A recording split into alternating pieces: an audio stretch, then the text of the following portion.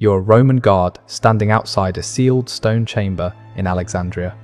Inside that room is Cleopatra, Queen of Egypt, Pharaoh, descendant of the Ptolemies, the most powerful woman in the ancient world.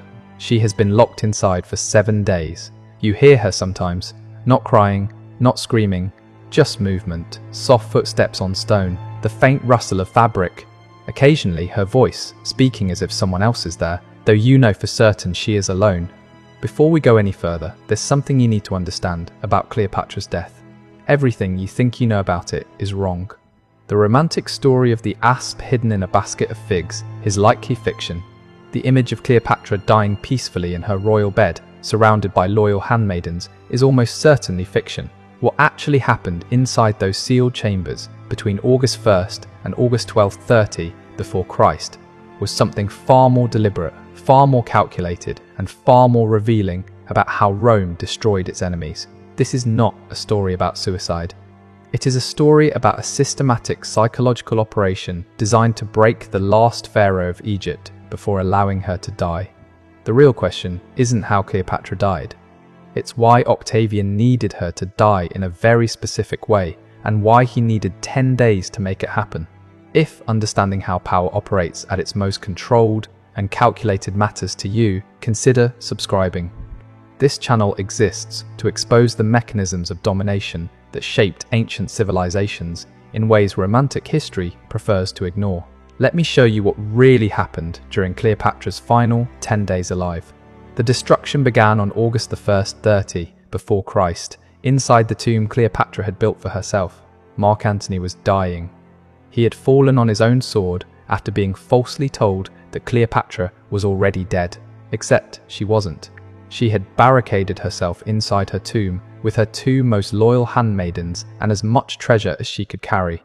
The tomb stood near the Temple of Isis, a solid stone structure, 2 stories high. Massive wooden doors, no easy access points, built like a fortress, because Cleopatra understood that in death she would need the same protection she demanded in life.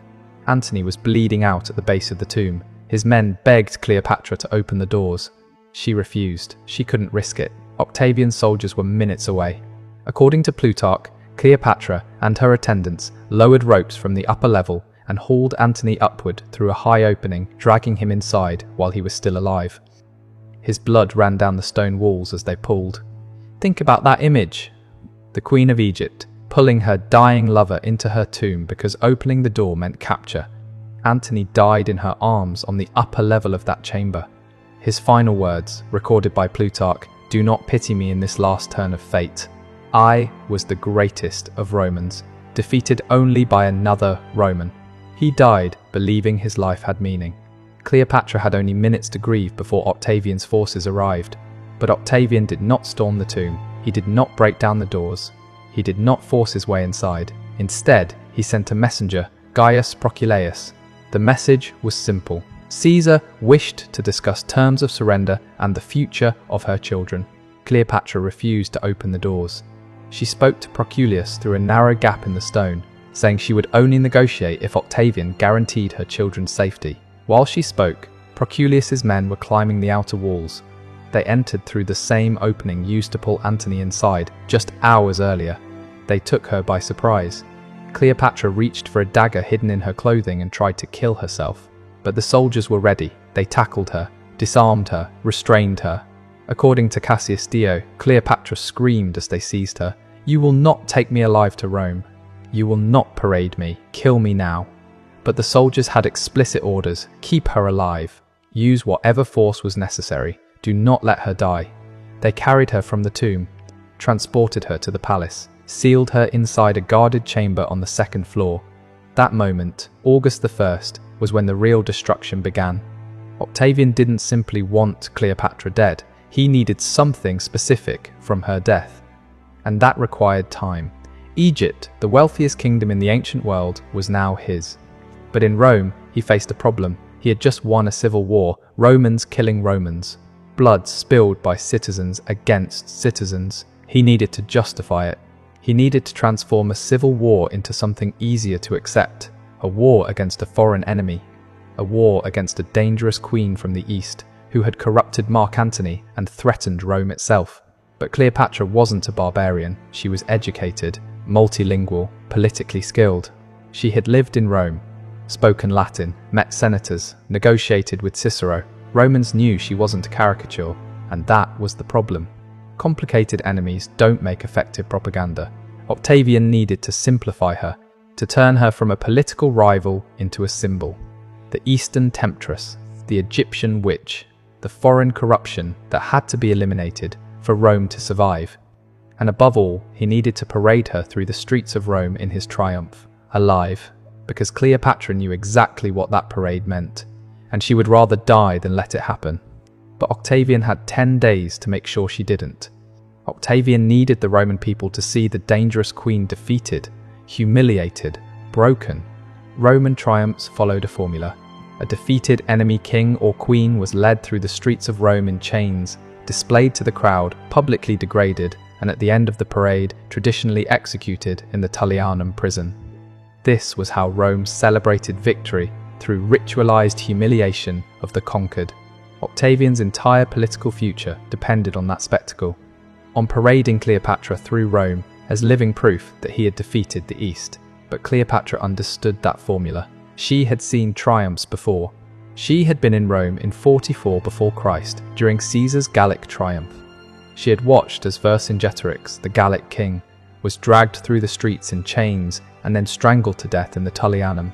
She knew exactly what Octavian intended for her. Two wills in direct opposition, 10 days to resolve the conflict. This is how Octavian approached the problem. The chamber where Cleopatra was held was chosen carefully. Second floor of the palace. One door, one small window, too narrow for a person to pass through. Guards stationed outside day and night. Everything potentially dangerous removed. No knives, no daggers, no ropes. No sharp objects of any kind. According to Plutarch, they even searched her clothing and hair every single day, checked for hidden weapons, checked for poison, checked for anything she might use to kill herself. Cleopatra was stripped of everything except basic clothing and placed alone in an empty stone room. But Octavian's strategy went beyond confinement. He didn't just need to prevent her from dying. He needed to break her desire to die. Think about the psychology. Cleopatra wanted death because death meant dignity. Death meant control. Death meant Octavian could never parade her through Rome, so Octavian had to reverse that instinct. He had to make her want to live. And to do that, he used the one thing she could not surrender, her children. Cleopatra had 4 children. Caesarion, her son with Julius Caesar, was 17. The younger 3 twins, Alexander Helios and Cleopatra Selene, both 10, and the youngest, Ptolemy, just 6, were Mark Antony's. Octavian's men separated them from their mother immediately, moved them to different parts of the palace, kept them under guard. On August 2nd, the day after Cleopatra's capture, Octavian sent another messenger. Not Proculius this time, but Gaius Cornelius Gallus, poet, soldier, diplomat. The message was precise, controlled, elegant in its cruelty. Caesar wishes you to know that your children are being well cared for. Their future depends entirely on your cooperation. Should anything happen to you, Caesar cannot guarantee their safety. Caesarion, in particular, is in a very delicate position. Cleopatra understood immediately. Caesarion was Julius Caesar's biological son. That alone made him a threat to Octavian, whose authority rested on being Caesar's adopted heir. If Cleopatra died, Caesarion would be unprotected. He would be killed. But if Cleopatra lived, if she cooperated, if she submitted, if she allowed herself to be used, then maybe Caesarion would survive. Maybe all of her children would. This was the trap. Octavian gave Cleopatra a reason to live that directly contradicted her reason to die. Her dignity demanded death. Her children demanded survival. For the next 10 days, Cleopatra existed inside that impossible choice. The space between dignity and motherhood. On August 3rd, the pressure escalated. Octavian sent architects to her chamber.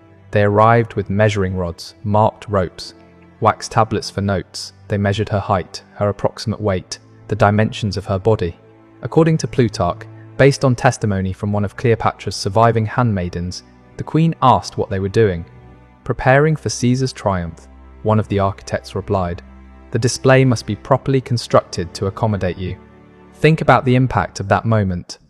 They were measuring her like an object, like furniture, like a figure to be built into a structure. They weren't just collecting measurements, they were delivering a message. This is happening. You are going to Rome. We are building the cage now. And they returned the next day, August 4th, then August 5th, then August 6th. Each day, more measurements, more questions. What clothing would she wear? What jewelry would Roman audiences recognize? Whether she would be in chains or simply restrained. They discussed it in front of her, debated details, the presentation, the visual effect. They spoke about her humiliation as if it were an artistic project. This was not planning. This was conditioning. Every day the architects returned, death became more appealing. But every day, Octavian balanced that pull with another message. Reports about her children. Caesarion asked after you today. He's worried. He needs his mother. Pull her toward death with the horror of the triumph. Pull her back toward life with fear for her children, and trap her between the two.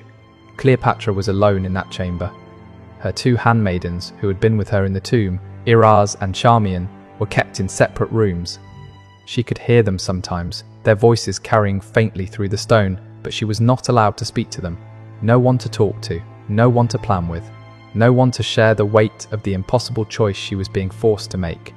According to Cassius Dio, Cleopatra repeatedly asked to see her children and was refused every time. Not until Caesar is certain of your cooperation. But she could hear them. The palace walls were stone, and sound travelled easily. Sometimes she heard the younger children playing, laughter drifting through the narrow window, too small for anyone to climb through. Think about that torture, hearing your children nearby, knowing they're close enough to hear, but not close enough to touch, not knowing whether the sounds are real or staged, not knowing if they are safe or if the sounds are part of the manipulation. Modern psychology would call this learned helplessness. Strip someone of agency, remove their choices. Make them dependent on their captor for even the most basic information about the people they love. Octavian was executing that process with precision.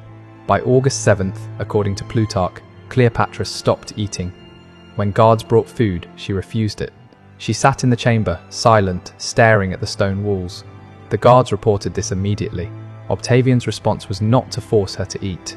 It was to bring Caesarion. For the first time in 6 days, Cleopatra saw her oldest son. The meeting was brief. Guards stood close the entire time. But Plutarch records what Caesarion said to his mother. "Please eat. Please take care of yourself. I need you. We all need you." Then the guards took him away. That night, Cleopatra ate. And that tells you everything. The threat to her children was no longer abstract. It had a face, a voice, a plea. How do you choose death when your son is begging you to live? On August 8th, Octavian came himself. It was the first time he had spoken directly